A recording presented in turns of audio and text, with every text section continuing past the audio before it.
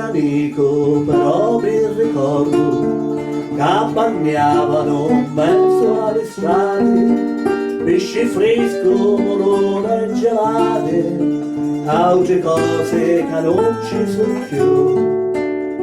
C'era quando scalava Tonnina e dicevo se a prima mattina e lo scecco con giù e cianciani gli spettacolo grandi che fu.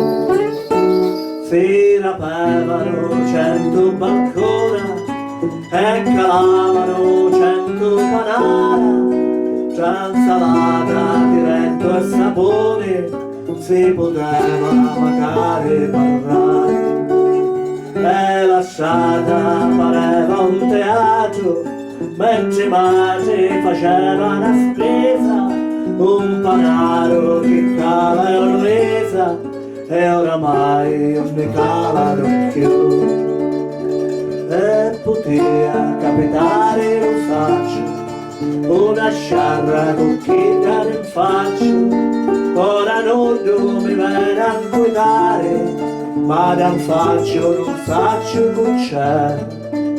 E la spesa una volta a settimana la facevo in supermercato, ma ricoglio e mi metto di lato e più solo di me a cucciare. E italiano lo sentiamo piano, tutto il mondo mi pare lontano, lo panaro perciò furioso, il balcone non servono più.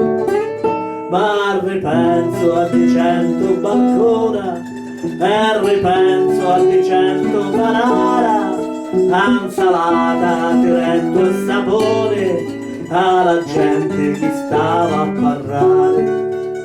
Ogni tanto ora passo un carretto, io talio e mi stringo lo petto, le cianciane sono troppo lontano ed il non si sente